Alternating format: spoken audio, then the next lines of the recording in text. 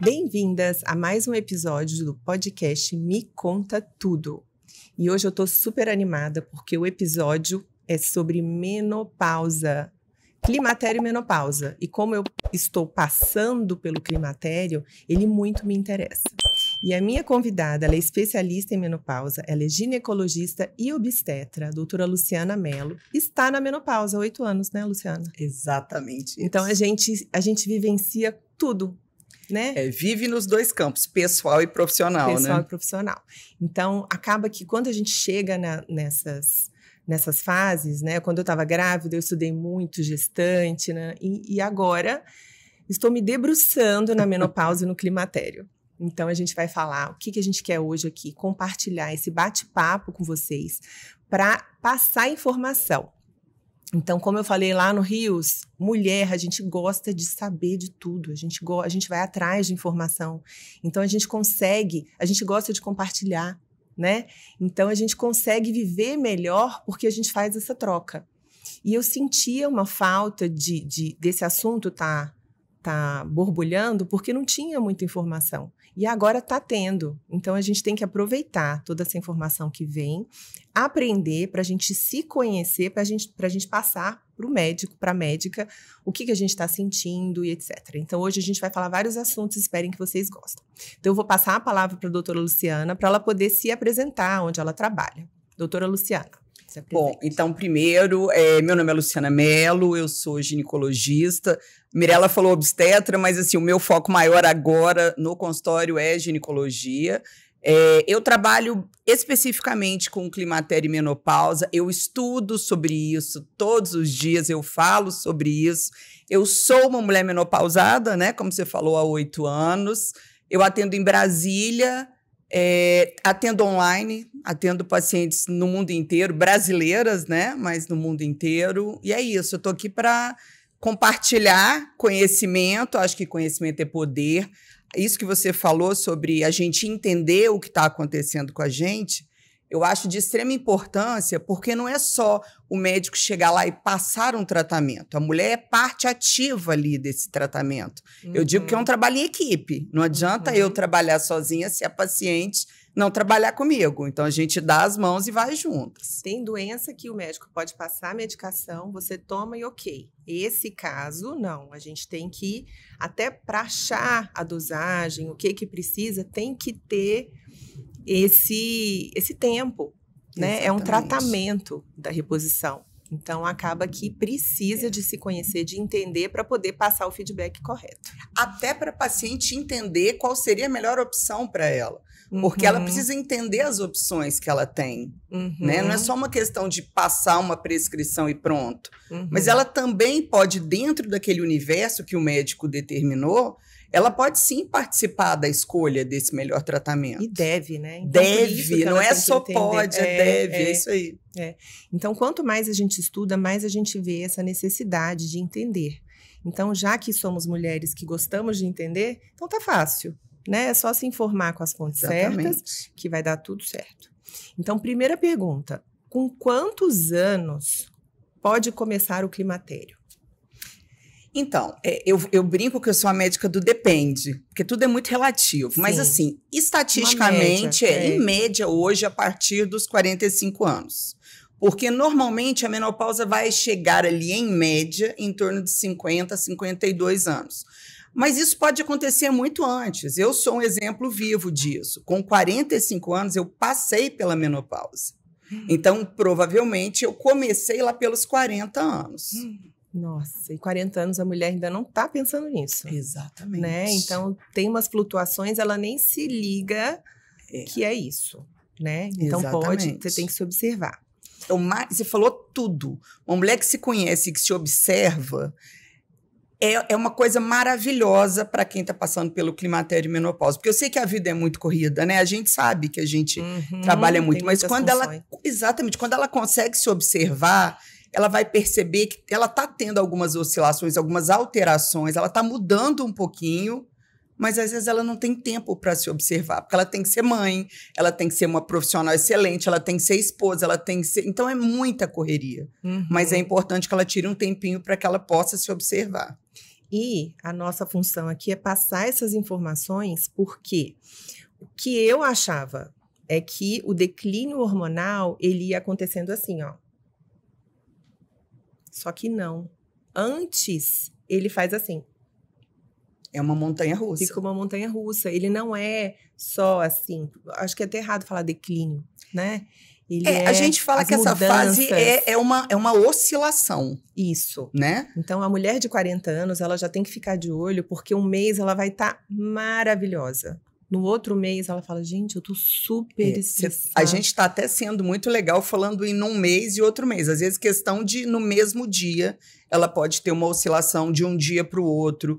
A oscilação pode ser num intervalo muito curto. É verdade. Né? Então, é isso que tem que ter na cabeça. Eu acho que a primeira coisa, que era uma coisa que eu não sabia, eu achava que a menopausa ia acontecer assim. Seria maravilhoso, mas não. Não é, ela é uma loucura antes. Nós, mulheres, somos complexas até nisso. Até nisso. Né? Porque no homem, não, é um declínio suave. Linear.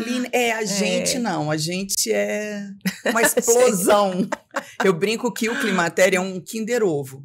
A gente nunca sabe o que vai estar ali dentro. Né? Eu falo que é a fase Kinder Ovo. Uma surpresa.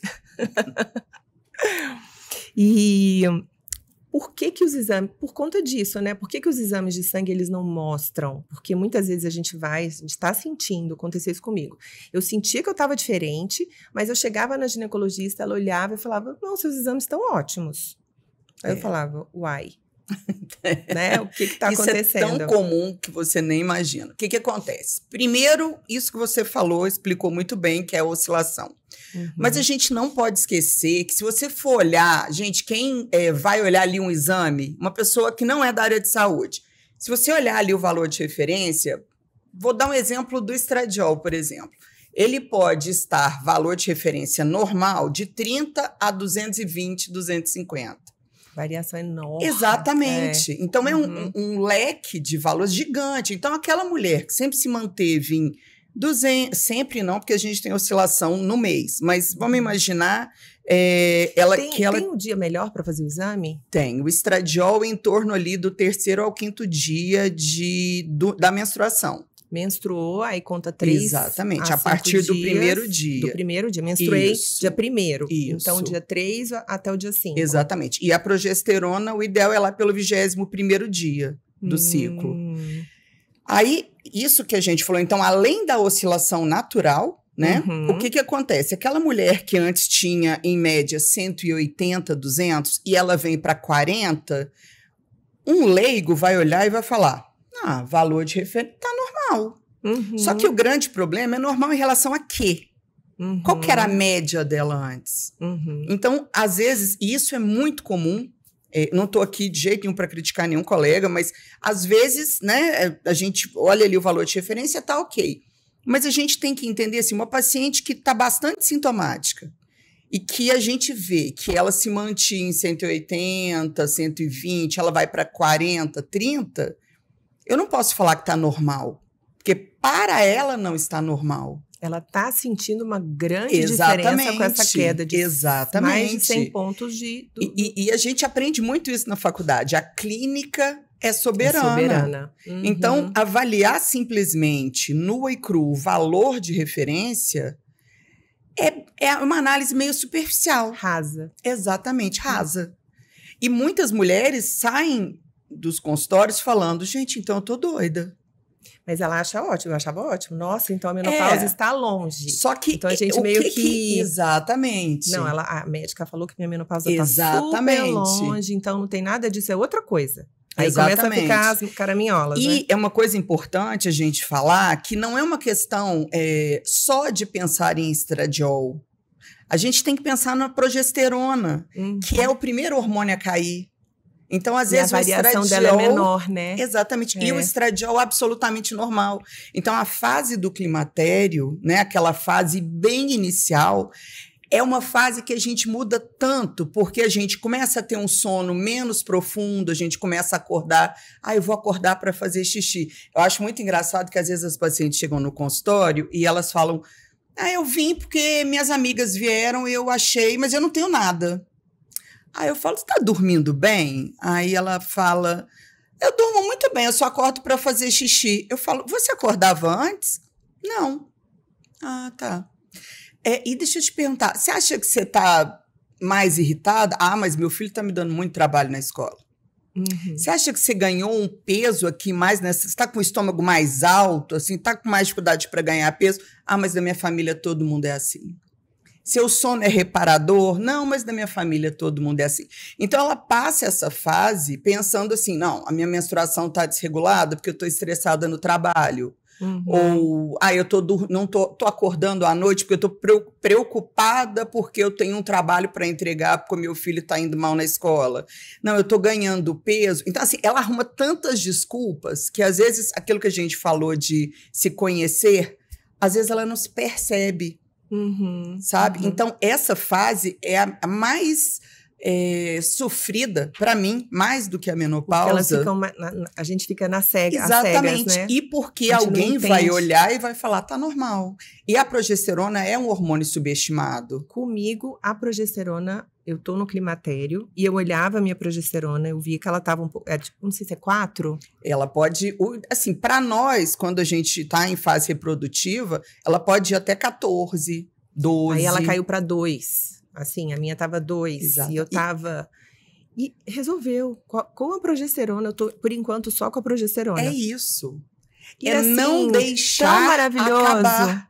E aí, se a gente olhar no valor de referência, eu poderia te falar, Mirella, mas tá normal.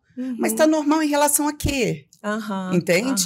E eu falo muito isso para as pacientes quando a gente fala em hormônio. Eu pergunto para elas, quando vocês estão dirigindo, que o combustível tá acabando, tá ali no ponteirinho vermelho, você vai esperar acabar para depois trancar o carro na rua, pegar um saquinho, ir lá no posto de gasolina, trazer e abastecer de novo? Isso. Ou você vai falar, tá próximo do vermelhinho, porque eu sou mestre em esquecer, mas tá próximo do vermelhinho, eu já vou abastecer. Aí ela fala, não, eu abasteço. Fala, por que com seus hormônios isso é diferente? Você quer esperar acabar, né? Exatamente. Por isso que eu falo que... fica tudo mais suave. Exata, é uma transição... leve, isso, né? A gente não vai passar por tudo isso. Eu falo que se eu soubesse, né, na época, porque eu comecei a trabalhar com menopausa exatamente porque eu sofri muito com isso. E eu olhava no espelho até um dia que eu falei, peraí, minha filha, você é ginecologista, vai estudar. Né? E aí eu falo muito isso para as minhas pacientes, elas falam, não, doutora, graças a Deus que você sofreu, porque foi aí que você foi estudar. Falei, tá, então eu sou só um ratinho de laboratório, é isso. Mas teve um lado bom, né? Entende? Então, assim, essa modulação, né, que a progesterona tá caindo, muda muito. Melhora demais a qualidade de vida. Eu sou prova viva, gente. Prova viva. É incrível.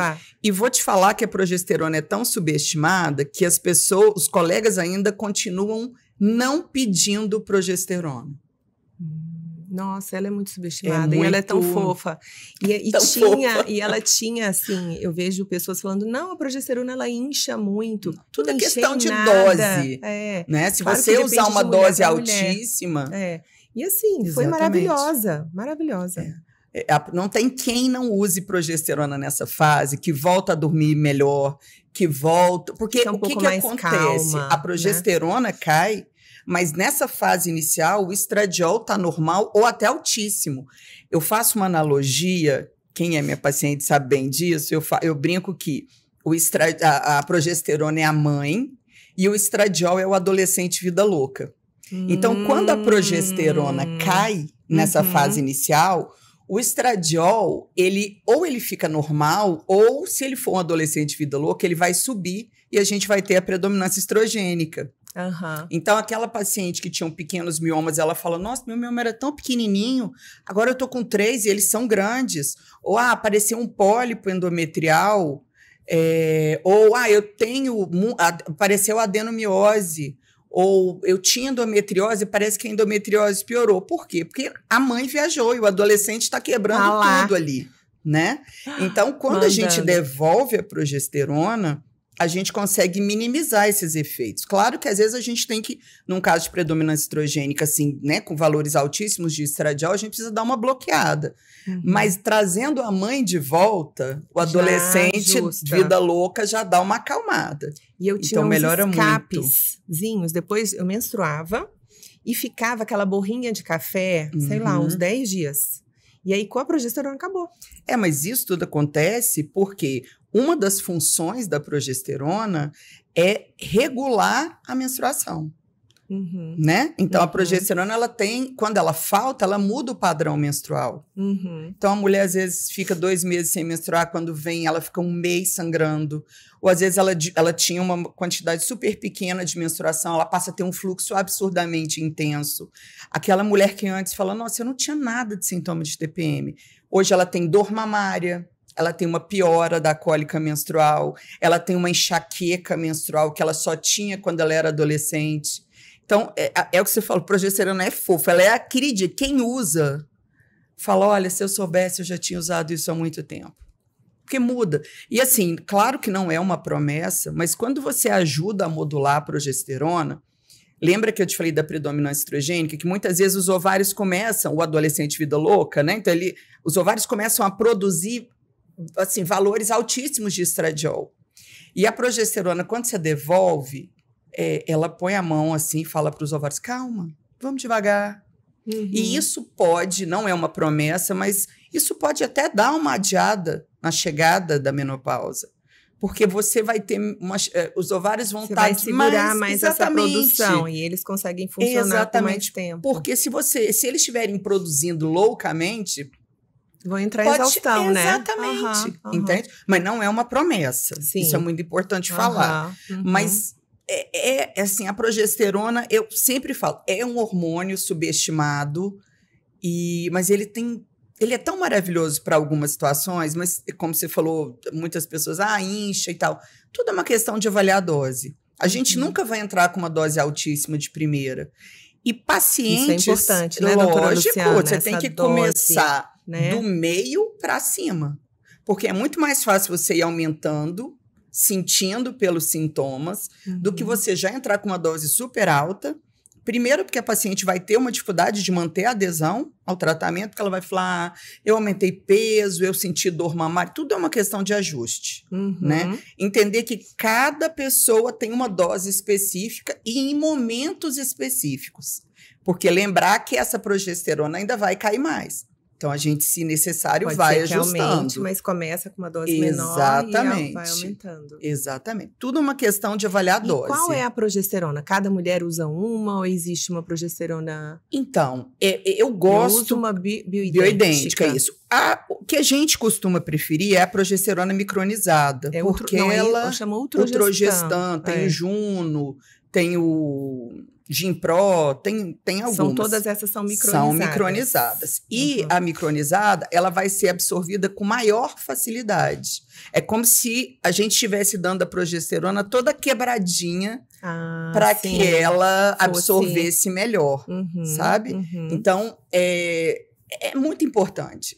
E eu tomo oral. Tem também, eu vi que pode colocar vaginal. Tem alguma via que é melhor ou não? Então, a gente hoje, o que a gente sabe pelos estudos, pelos consensos, é que a progesterona oral é a única que consegue proteger o endométrio. Por quê? Porque quando essa paciente faz algum tipo de reposição ou modulação, a gente aumenta a chance de não conseguir proteger desse endométrio engrossar demais.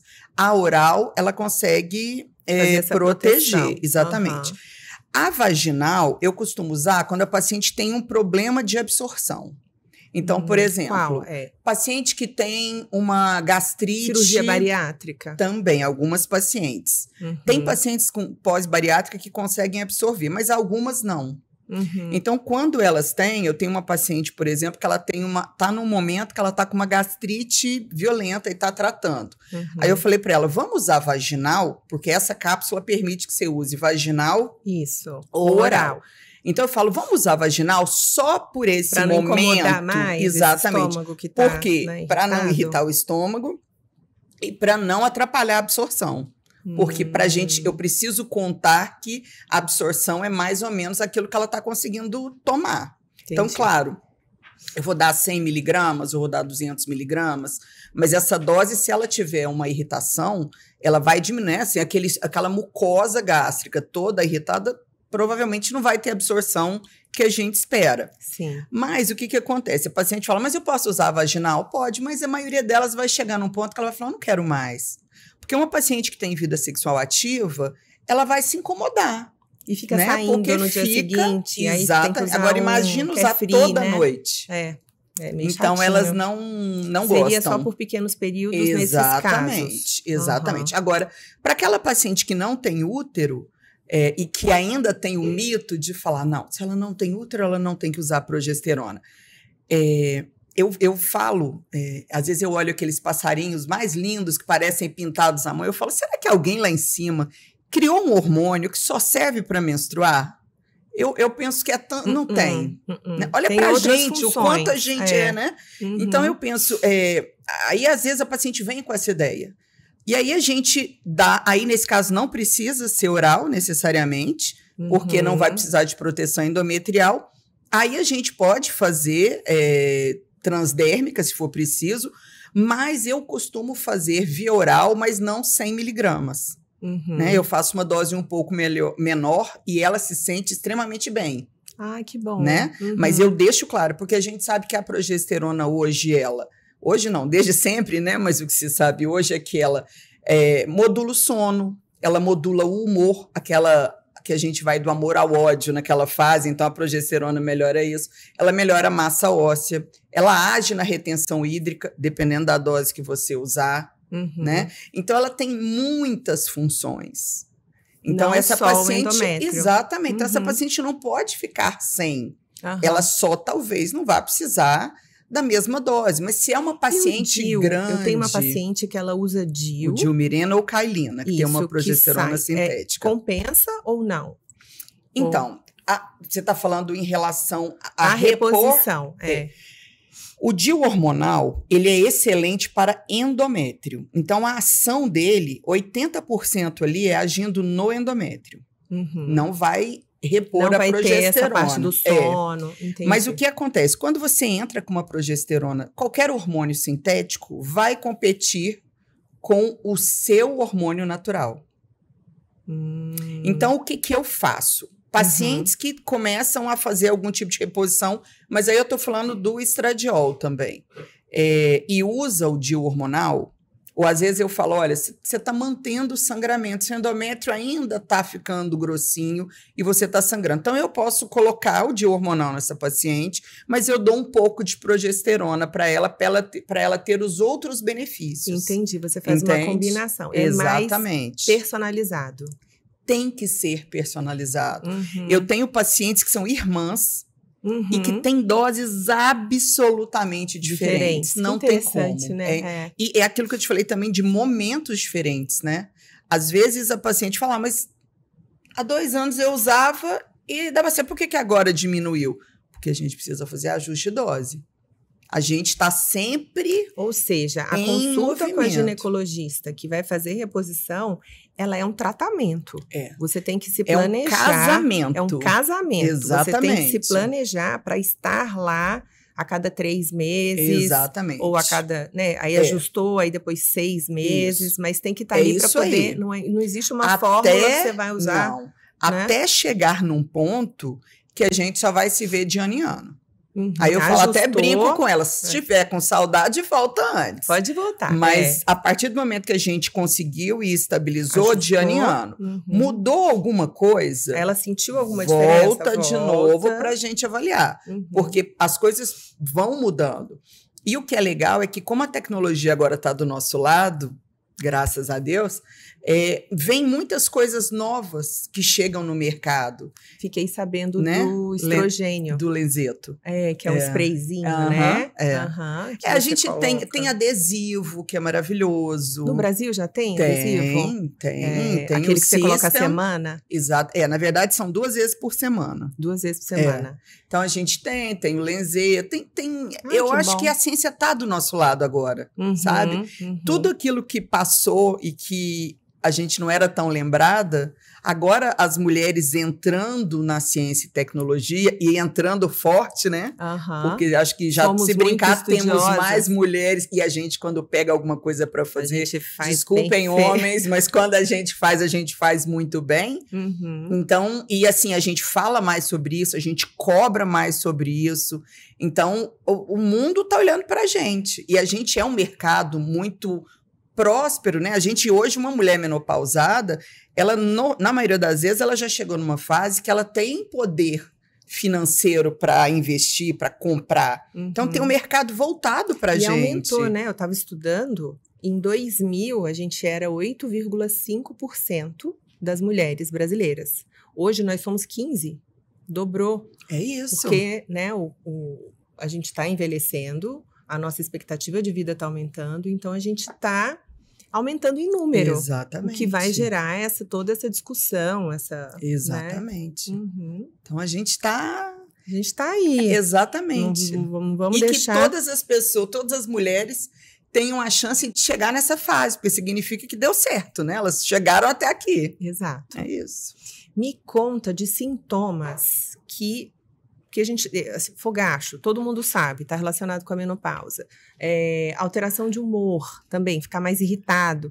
Mais chorosa, melancólica, me conta desses sintomas que as pessoas não relacionam tanto com Os sintomas mais atípicos. Mais assim, atípicos. Tá. Eu só queria lembrar uma coisa, falar aqui, gente, lembrando que menopausa não é só fogacho. O fato de você não ter fogacho não significa que você não esteja passando pela menopausa e deixando de ter os benefícios hormonais. Acho importante falar isso, porque as pessoas, eu vejo muitas mulheres falando, não, eu não tenho nada, eu não tenho fogacho. Né? E assim, sorte daquelas que têm os fogachos, porque significa o corpo está gritando. Vamos fazer alguma coisa.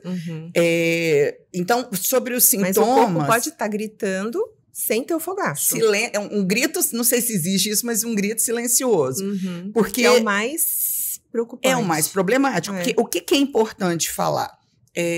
As pessoas acham que reposição hormonal é uma questão de sintomatologia. E tratar os sintomas é um benefício indireto. Né?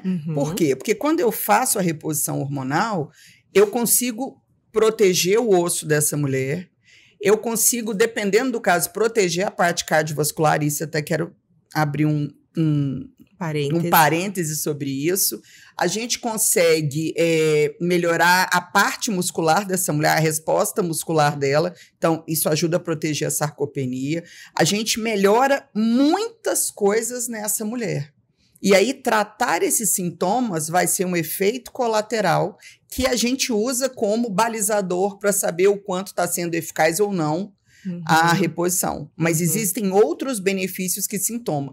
Porque como algumas mulheres, tudo bem que são minoria, mas algumas mulheres não têm os sintomas clássicos, então ela vai falar, eu não preciso fazer reposição. Eu não tenho sintomas, né? Então, ela deixa de ser beneficiada pelos hormônios, pensando que se ela não tem onda de calor, que basicamente é o que... É o principal, é o mais conhecido. E quais são os outros sintomas não clássicos? Os outros sintomas, então, a gente tem o aumento do colesterol e do triglicéride, a gente tem a síndrome do olho seco, claro que não são todas, mas eu tenho muitas pacientes que chegam para mim que o oftalmo mandou porque já fez todos os tratamentos. Como que é isso? Porque a gente tem receptores em todos os lugares do nosso corpo. Então, quando diminui o estradiol, muitas mulheres começam a ter um ressecamento. Então, muitas acordam e falam, nossa, eu acordo, parece que tem uma areinha no meu olho. Olha. Né? E isso persiste. Imagina em Brasília, né? Em agosto. Aí é uma loucura. Então, a osteoartrite, que é muito comum da menopausa. A gente, entre um osso e outro, nas articulações, a gente tem o líquido sinovial, que com o envelhecimento ele vai diminuindo. Mas com a menopausa, ele diminui muito. Então, a gente começa, osso com osso, a ter uma irritação. Enfraquecimento dos ligamentos. Eu tenho um caso bem legal que a paciente chegou para mim e falou, olha, eu não sei o que eu estou fazendo aqui, emburrada. O meu ortopedista mandou, eu rompi um ligamento aqui no braço, Ele falou que isso é a síndrome do tenista e eu nunca peguei nem numa raquete de ping-pong. Mas, na verdade, ela tem um ressecamento e um enfraquecimento desses ligamentos que facilita romper. Você não precisa necessariamente ter caído ou ter batido, você pode ter uma ruptura parcial do ligamento. Gente. Exatamente. Então, resseca. Pode ter ressecamento vaginal, ressecamento, atrofia genital, né? Ressecamento do olho da boca. Olha que interessante. A mulher menopausada, ela tem um ressecamento. A nossa saliva fica mais espessa. Então, não sei se já percebeu, mas muitas falam, olha, eu tô com mau hálito. Por quê? Porque é uma saliva mais espessa, menos hidratada, onde tem maior quantidade de bactérias, então altera o hálito, a gente aumenta a chance de gengivite e, inclusive, de cárie. Olha. A gente tem uma lentificação na nossa digestão, porque a nossa digestão começa pela boca. Se eu já tenho uma menor quantidade de saliva, querendo ou não, eu já vou começar absorvendo menos, digerindo menos. Deixando o quimo menos hidratado. Exatamente. Já dificulta agir. E até para circular, né, se mover ali pelo intestino. Então, as fezes costumam ficar mais ressecadas. A mulher já, naturalmente, já tem um ressecamento. Abdominal pode dar também? Por conta da desbiose, né? Eu acho que aí você tem mais... Você tem muito mais propriedade para falar. Mas o intestino... Para todo mundo mas para a mulher menopausada é muito importante, porque ele tem mais terminação nervosa que o cérebro. Antes a gente falava que o intestino é o segundo cérebro. Hoje a gente fala que o cérebro é o segundo intestino, né?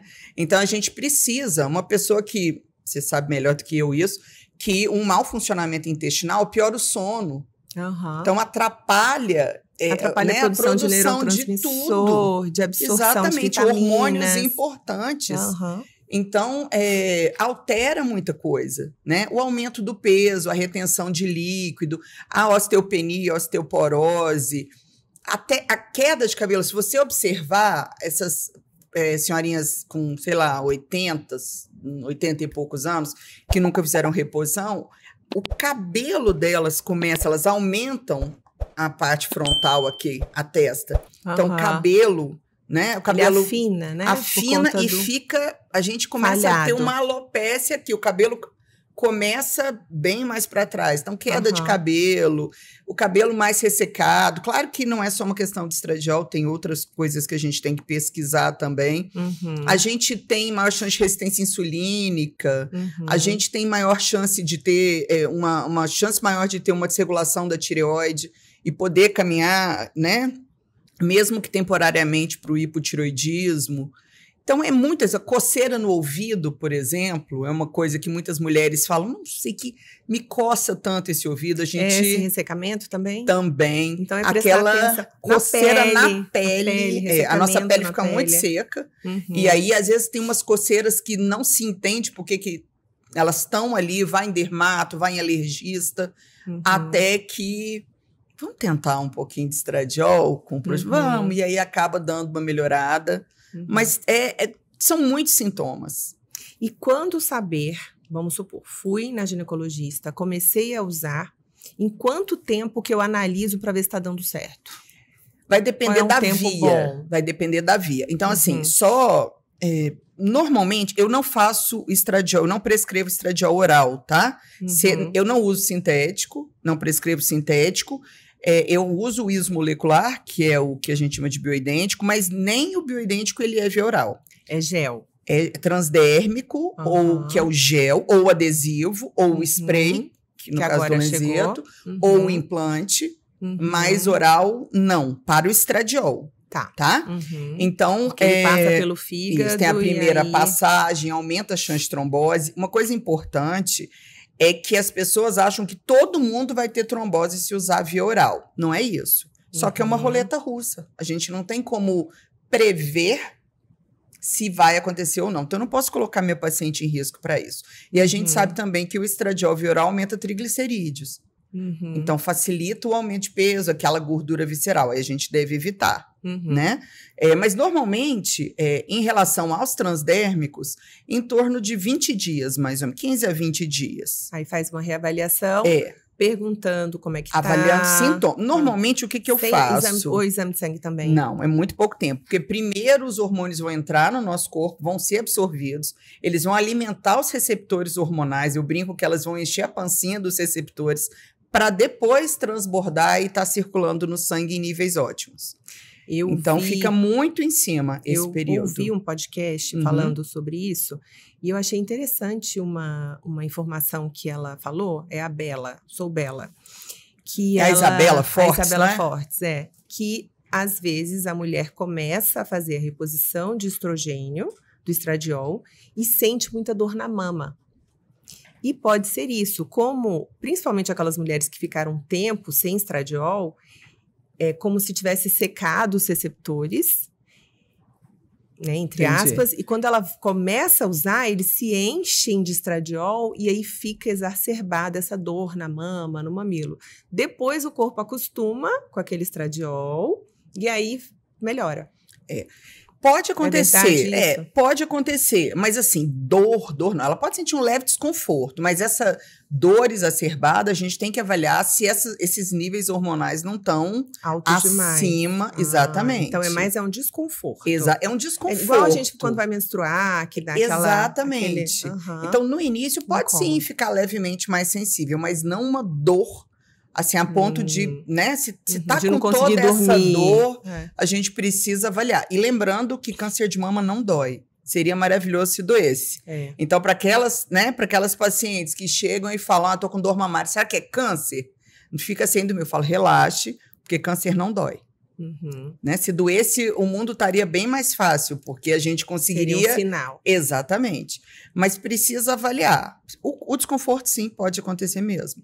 Normalmente, são em torno de 20 dias, né? Mas a gente tem que lembrar que tem um efeito placebo, né? Então, quando a gente fala, olha, às vezes a paciente vem com tanta expectativa que ela fala, nossa, em uma semana eu já estava me sentindo ótima. Aí a gente não sabe se é, né? Ou se a expectativa era tão grande... que ela trabalha a cabeça para que ela se sinta melhor, mas normalmente em torno de 20 dias. 20 dias se avaliar. Isso. Os implantes hormonais, a mesma coisa. Mas como é que eu faço? Eu prescrevo e só reavalio ela depois de 90 dias. Por quê? Porque até estar circulando o sangue, até alimentar todos os receptores, até ela se acomodar com aquela situação, demora um tempo. Porque fazer um ajuste antes de 90 dias, a não ser que haja, como você falou, mas uma dor mamária absurda, o que eu faço? Eu espero 90 dias, porque aí eu vou ter uma noção exata de como ela vai estar. Sabe, eu acho mais seguro. Eu fico nessa dúvida, assim, eu tenho até uma paciente que falou, eu vou colocar o implante. Eu falei, mas você já começou a fazer? Aí ela, não. Já começou a fazer? Você já começou a tomar o hormônio? Já começou? Ela, não. Eu falei, mas como é que você já sabe a dose? O ideal para implante é a gente entender como essa paciente responde. Por quê? É isso que eu acho.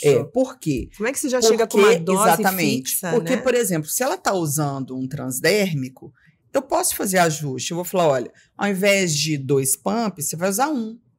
Ao invés de adesivo na dose tal, a gente vai diminuir. Ao invés dessa progesterona, exatamente. O que você precisa, o quanto você precisa para colocar um implante. Porque a partir do momento que você coloca, eu sou totalmente a favor, eu uso há 8 anos os implantes, mas tudo que é feito precisa ter segurança e precisa ter responsabilidade. Quando eu vou fazer um ajuste no implante que vai durar ali no mínimo 6 meses, como é que eu vou ajustar isso? Né?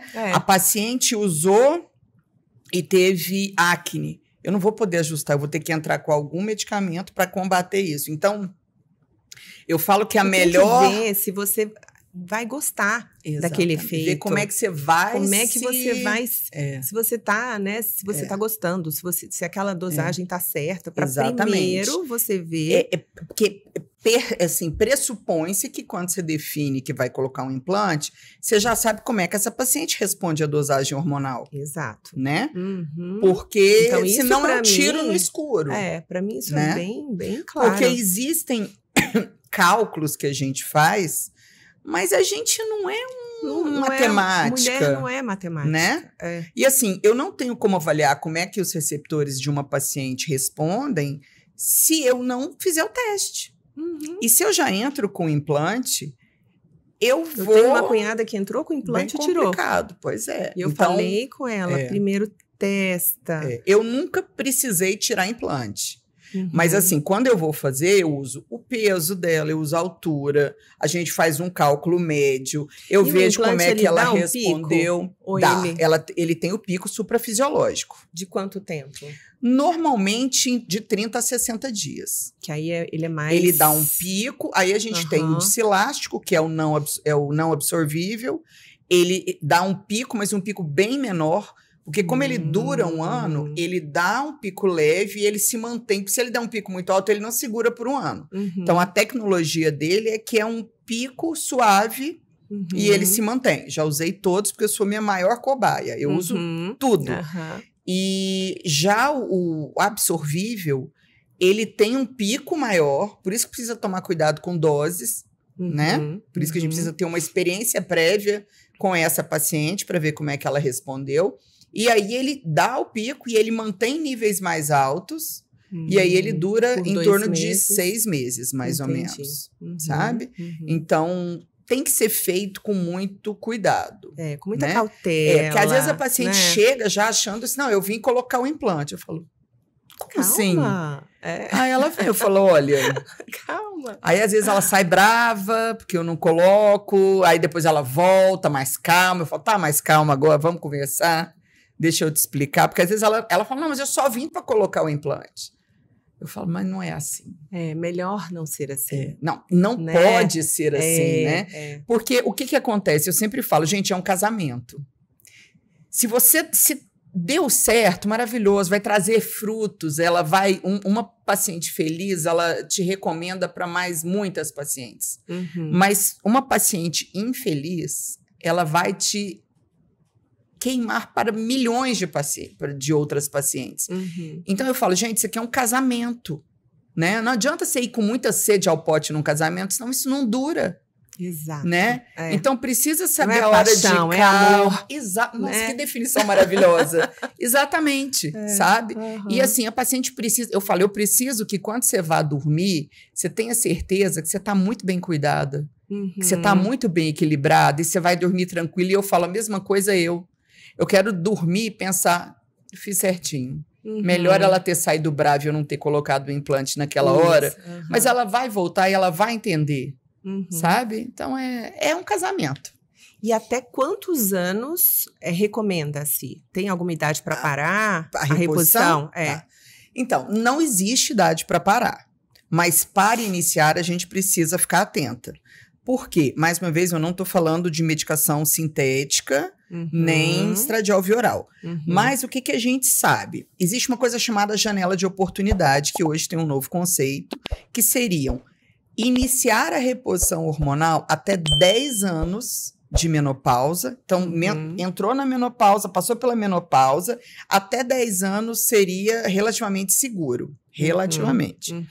Ou a partir dos 60 anos para menopausa iniciar. Com 50 anos. Isso. Então, entrar até os 60. Mas assim, entendendo que quanto mais cedo você entrar... Se eu conseguir entrar no climatério, melhor ainda. Exatamente. Por quê? Porque você vai... Aquele gradual que a gente falou. Exatamente. O seu corpo não vai sofrer vai secar e depois ter que... Exatamente. A gente vai manter... Eu brinco que é como se os receptores falassem, olá, chegou hormônio. Ué, ela não tinha parado? Não, voltou. Não, então, tem gente aí. Maravilhoso, né? Agora, quando você fica muito tempo... É muito importante que você avalie essa paciente antes. Não só em questão de mamografia, a ultrassonografia transvaginal, todos os exames, mas é importante que você também avalie placas, então carótida vertebral, grandes vasos, avaliação cardiológica prévia. Por quê? Vamos imaginar que essa paciente tenha menos de 10 anos, mas tenha 8 de menopausa e que nunca fez reposição. Aqui, gente, para quem não sabe, climatério é o antes da menopausa. É aquele período antes de menopausa. O que é a menopausa? A menopausa é quando você está 1 ano sem menstruar. Então, eu recomendo minhas pacientes que, a partir dos 40 anos, tenham um aplicativo, né? Eu uso um que chama Flo, para você ir registrando a sua menstruação. Então, você vai registrando para você acompanhar. Menstruei. Parei de menstruar, 3 meses. Menstruei de novo, não é menopausa. Menstruei, fiquei 6 meses sem menstruar, menstruei de novo, não é menopausa. Você só entra na menopausa depois que você fica 1 ano, 12 meses sem menstruar. Aí você vai marcar, uai, não menstruei, então entrei na menopausa no mês de janeiro. Exatamente. Então você faz aquele marco, igual da menstruação, que é a menarca, você faz aquele marco, entrei, tananã. Então, esse período de antes, a gente chama de... Eu gosto muito de perimenopausa. Você fala mais climatério ou perimenopausa? Não, perimenopausa. Porque climatério, na verdade, a gente pode ficar ali na perimenopausa, antes da perimenopausa, pré-menopausa, até uns 5 anos. Então, eu chamo de climatério a partir do momento que ela começa a ter a oscilação do FSH e LH. Então, a partir dali, eu já considero. E tenho pacientes que ficam mais de 5 anos assim. Sabe? Com aquela oscilação do estradiol. Que a gente falou. Né? E aí, a perimenopausa é quando a gente já vê que o estradiol começa a cair mesmo. Então, ele começa a ter uma queda importante, aí a progesterona já se foi, né? LH e FSH estão altos, e aí o estradiol começa a cair. E uma coisa para vocês saberem também, o LH e o FSH, eles sobem porque eles estão tentando estimular o ovário a produzir. Não é isso? Exatamente. Então, eles vamos lá, ovário, vamos produzir. Então, eles vão subindo. Quando tá baixinho, tá ótimo. Quando tá subindo, quer dizer que ele tá insistindo. E eles são inversamente proporcionais ao estradiol. Então, quanto maior principalmente o FSH, quanto maior o FSH, menor o estradiol. Porque eles são inversamente proporcionais. Eles têm essa relação. E quanto maior o FSH, maior a chance de sintomas climatéricos. Ótimo. Né? Então, é muito engraçado que às vezes a paciente chega e fala, ai, fiz meus hormônios, todos estão baixos, mas graças a Deus tem 2 que estão altíssimos. Aí eu falo, olha, deixa eu te falar uma coisa, não é bem assim. Infelizmente, não é bem assim. Exatamente. Então, vamos voltar para o nosso raciocínio. Nesses 10 anos, contando então o climatério. Se eu comecei a partir da última menstruação. Aí, a partir da última menstruação. Ah, então tá bom. Então, a partir dali, isso, seriam 10 anos. Mas é importante ressaltar que quanto mais próximo dessa data da última menstruação você fizer, melhor. Só que a gente sabe que existe uma diferença entre reposição e modulação. Então, se você modular, e aí a partir dos sintomas do climatério, você pode modular e aquilo. Você não precisa necessariamente modular estradiol no início, né? Às vezes você está precisando só de progesterona. Só exatamente. Às vezes, assim, uma dose mínima de estradiol, quando ele começa a cair, mas ainda está oscilando, é interessante. Então, você pode tanto modular, a partir do momento que tem os sintomas e começa a alterar FSH, LH, progesterona, mas você pode fazer a reposição, né? Que é aquela coisa que ainda tem aquela cultura de esperar a última menstruação. E aí, a partir daquele momento, a paciente ficou ali 3, 4, 6 meses sem menstruar, ela já começaria para que ela continue mantendo os benefícios. Entendi. É muito mais fácil você manter do que você deixar secar, como você falou, né? Aquela história do carro, de esperar a gasolina acabar e você ter que trancar o carro para ir buscar. É muito mais fácil do que depois você ter que recuperar o que você perdeu e aí, então, manter. Entendi. Sabe? Ok. Existe algum malefício em não fazer? Então, assim, tem mulheres que não podem fazer. E aí? Então, malefício acho que é uma palavra meio forte, mas o que acontece? Nem toda mulher vai poder fazer a reposição. Né? Ou não quer fazer. Exatamente. Também, né? E isso não pode ser uma sentença de então você vai sofrer se não usar hormônio. Não é assim. Hoje, como a gente tinha falado, a tecnologia está do nosso lado. Então, para essas pacientes que não podem, a gente pode usar especificamente medicamentos que vão tratar uma área, um sintoma, por exemplo. Tem uma medicação que está sendo aprovada agora, da Astellas, que é uma medicação que não é hormonal e que ela age nos fogachos. Ai, que maravilha. Muito legal, está chegando no Brasil.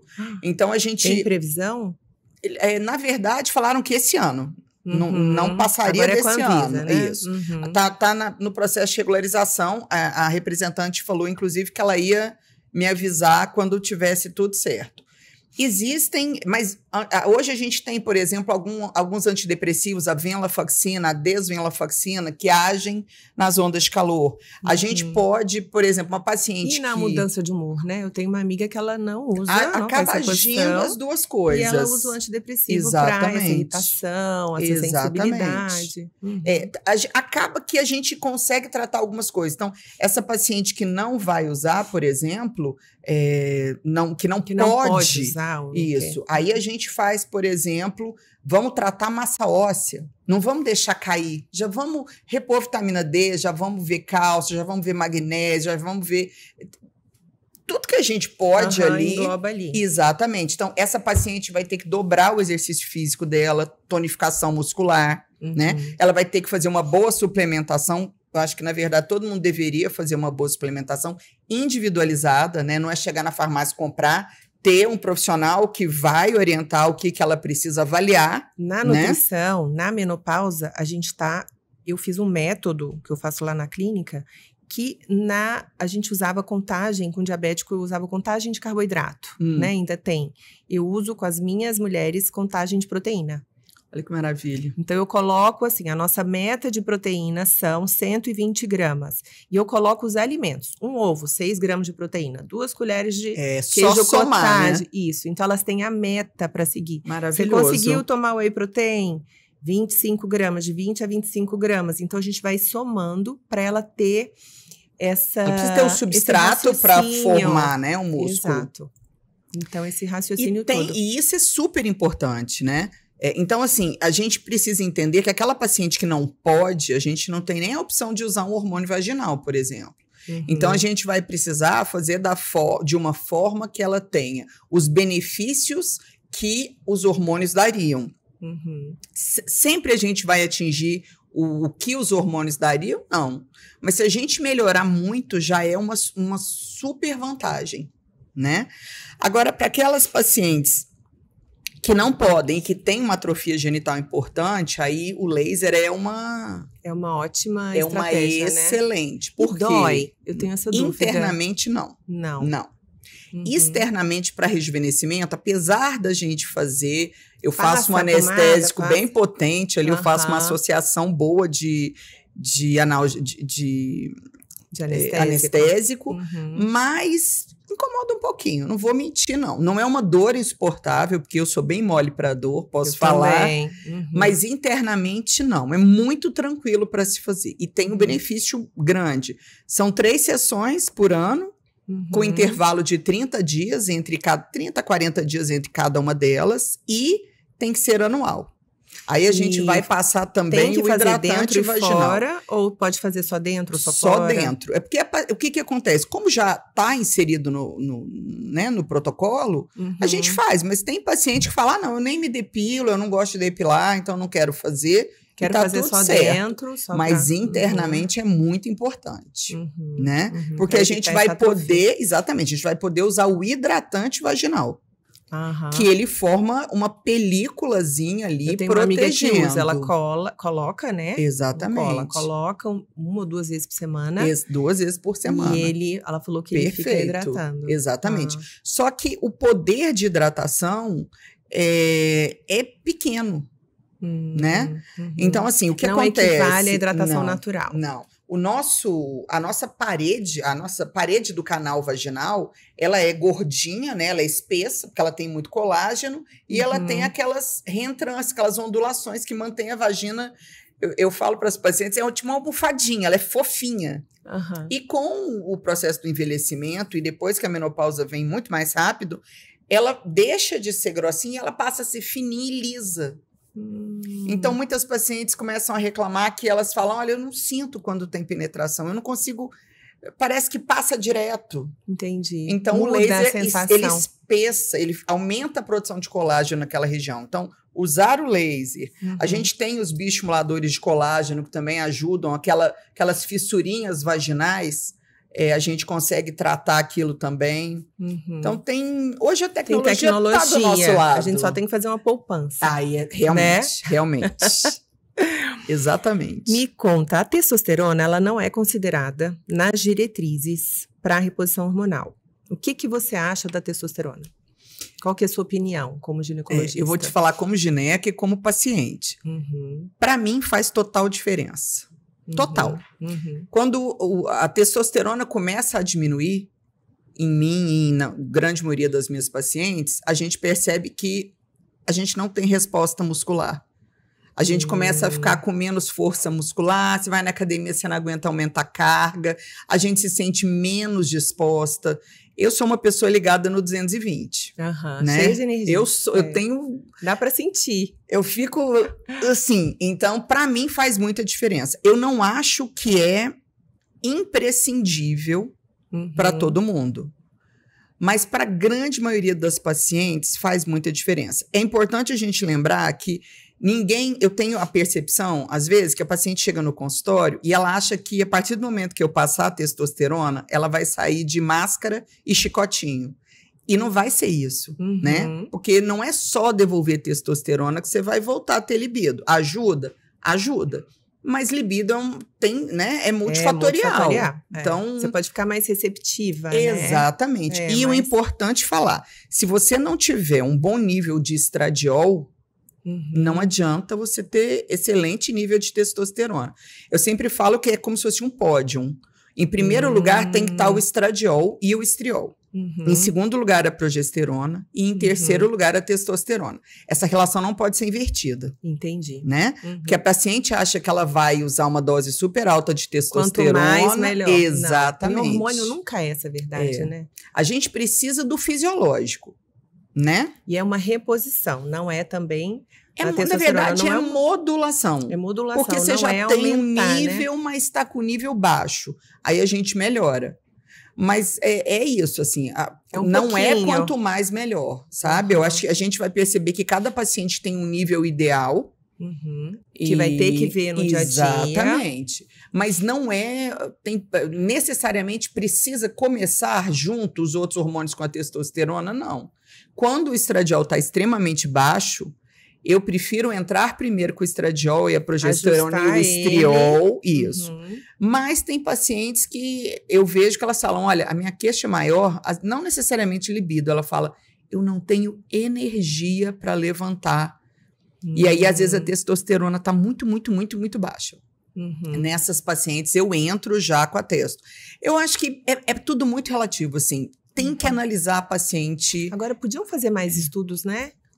Mas para poder ficar uma coisa mais... Mas vão ter. Fique tranquila que tá tudo caminhando para. Um lado da medicina que critica, um outro lado que exagera e acaba que naquela que tá modulando, que tá ali bonitinha, com cuidado, ela fica...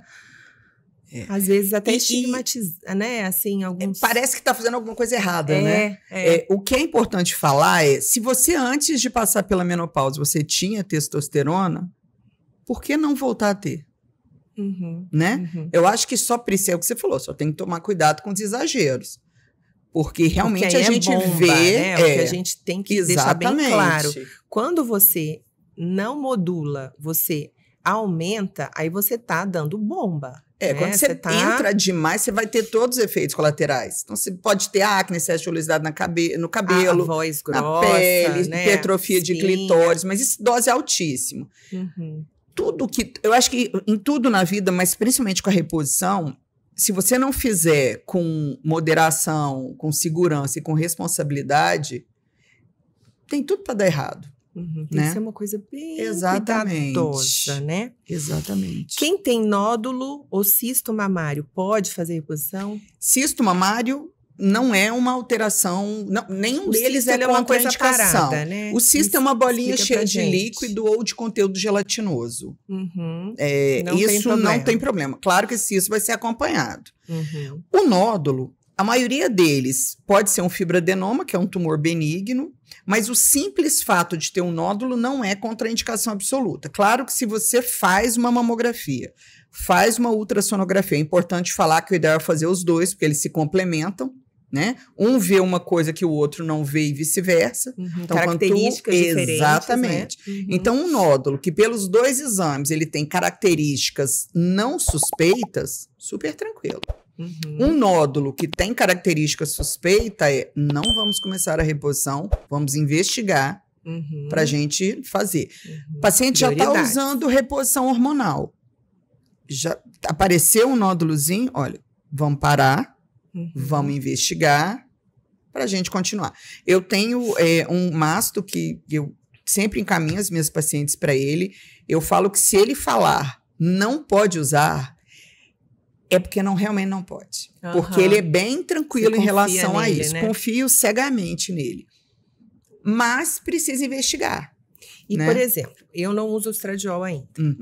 Fiz a mamografia, deu um nódulozinho. Vou começar a usar o estradiol. Eu vou ter que fazer uma outra mamografia em quanto tempo?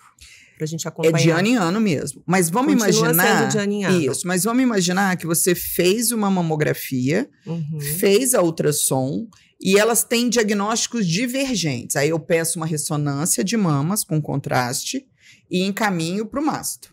Ele é que vai definir. Que vai te dar exatamente. O ok ou... Exatamente. Porque é preciso que os dois exames deem um laudo como um nódulo não suspeito. Aí vamos supor que merece acompanhamento. Doutora Luciana, pode começar. Comecei a usar. Eu vou fazer outra eco só depois de um ano. Ecografia mamária você vai fazer com 6 meses. Ah, então pronto. Isso. Então é essa 6 meses. Exatamente. E a mamografia isso. Vamos imaginar que esse nódulo tá ali e os dois exames deram o mesmo laudo, Bihardes 2, por exemplo.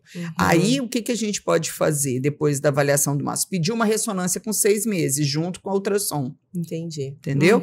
Tem colegas que, inclusive, sugerem masto que mandam pra gente, que falam, vamos fazer o seguinte, a gente faz ultrassom de mamas a cada 6 meses, a ressonância de mamas de ano em ano, mas nesse intervalo. Quando eu fizer mamografia, eu não faço a ressonância de mamas. Entendi. Então, acaba que a cada 6 meses a gente vai acompanhar. Ah, pronto. E estudando para fazer o podcast, eu fui atrás das mulheres orientais, né? E lá, elas não são tão queixosas com a menopausa como nós ocidentais. Lá só 20% que tem. E aí eu fui atrás, falei, nossa, que interessante, né? O que elas fazem? Eu sei que a alimentação das orientais é melhor do que a nossa, né? Mas o que eu cheguei na conclusão é que elas têm, primeiro, uma visão da menopausa mais positiva, né? Como realmente acontece, a gente vai passar, estamos ficando mais sábias, né? De que a idade vem para todo mundo e a nossa grande vantagem é a sabedoria. E com a sabedoria a gente consegue saber melhor o que fazer. Então, aquele hábito, eu bebia, sei lá, 10 doses de bebida por semana, já não vai caber aqui, então vou trocar a minha bebida por dança. Eu preciso de massagem, então eu vou fazer uma massagem. Elas fazem shiatsu, fazem acupuntura, fazem... Que é uma das opções de tratamento, né? Acupuntura para os sintomas. Para quem não pode fazer, por exemplo. Onda de calor, por exemplo. Funciona bem? Eu tenho um colega que é acupunturista. Ele é fisioterapeuta e faz acupuntura. Ele tem boas experiências, né? Isso é uma opção. Para uma pessoa que vai para o lado mais natural, eu acho que é bastante interessante. Então, essa visão mais holística, que é bem bacana. Eu falei, eu acho que nós mulheres, a gente podia também ter essa visão de sabedoria, não só de ver problemas, né, de que graças a Deus que a gente está chegando, né, chegou lá nessa fase, e de ver, poxa, agora eu entendo tanta coisa de mim, eu me conheço o meu prazer, eu conheço o meu corpo, eu sei tudo, de prestar atenção e de tirar o que não cabe mais, né, então assim, fuma, cara, agora não dá mais para fumar, né, o meu estrogênio caiu, vou repor, mas a minha artéria quem fuma... É uma conversa diferente sobre fazer reposição hormonal. O quê? Não pode? Então, por exemplo, quando a paciente chega para mim e ela fala, olha, eu fumo e eu não vou parar de fumar, eu falo para ela, então, você não precisa fazer reposição. Mas como assim? Eu falo, não, você não está preocupada com a sua qualidade de vida?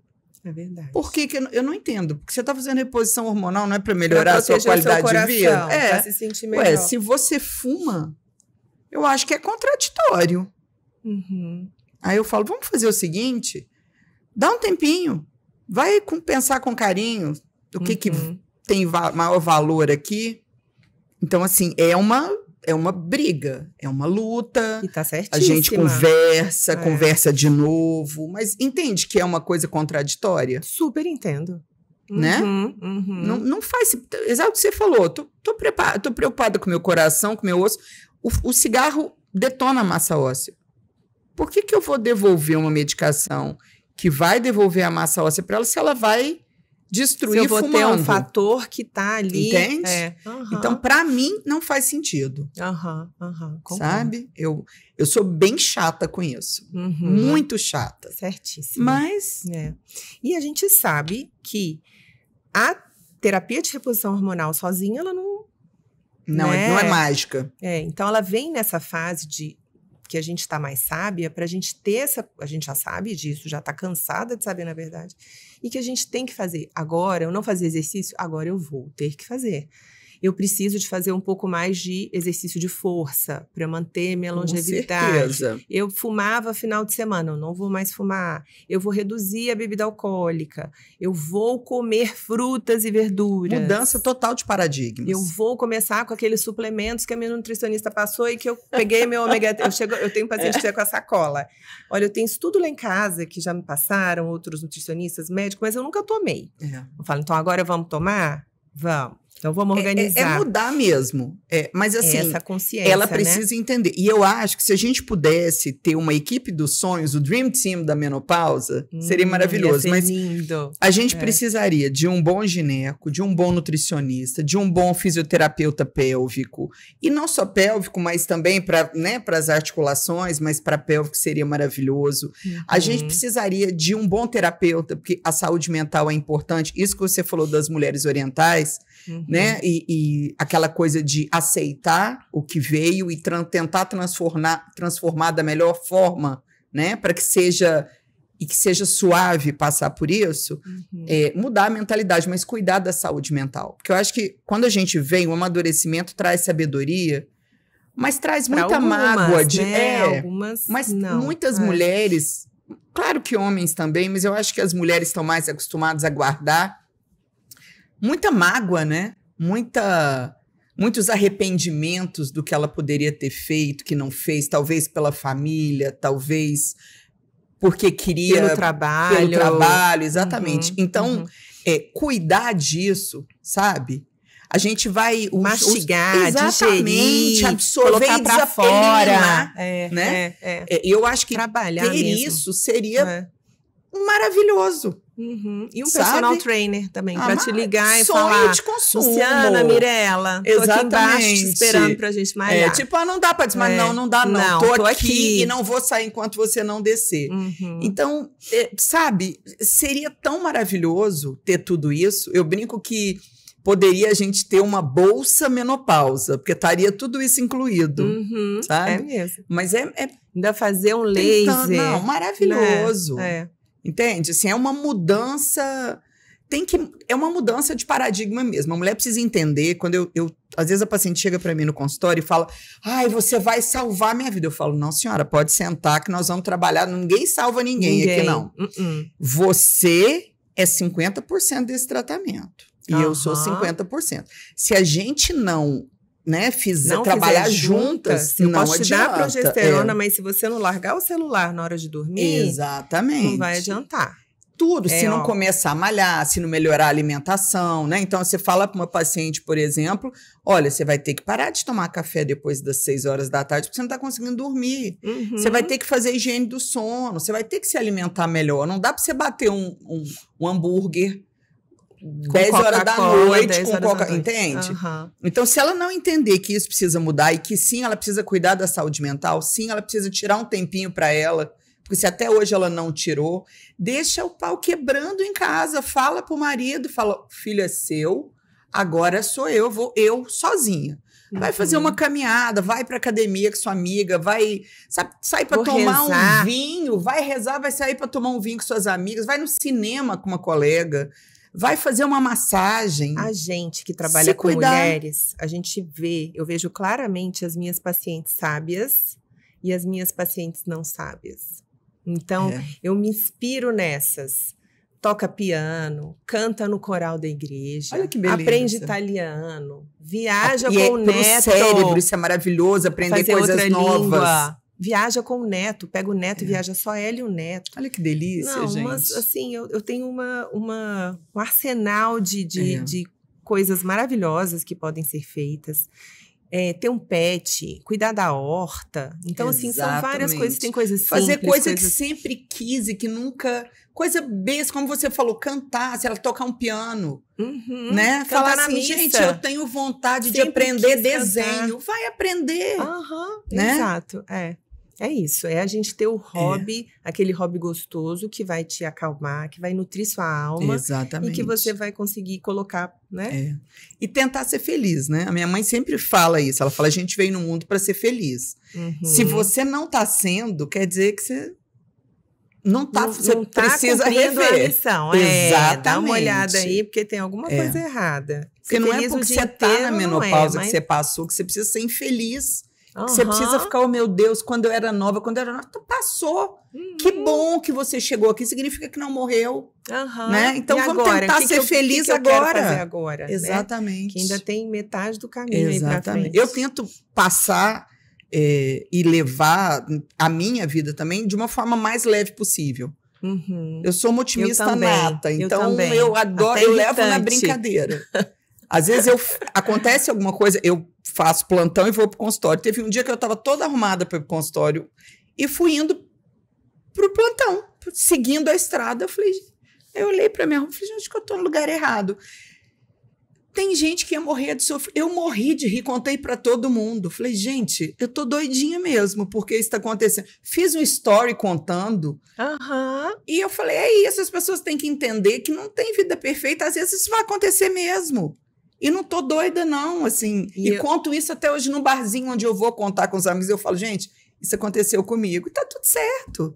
E a gente estava até conversando no outro podcast com a cardiologista da personalidade, que é um risco para a doença cardiovascular, que é aquela pessoa que se irrita com tudo. Esse microfone, não sei o quê.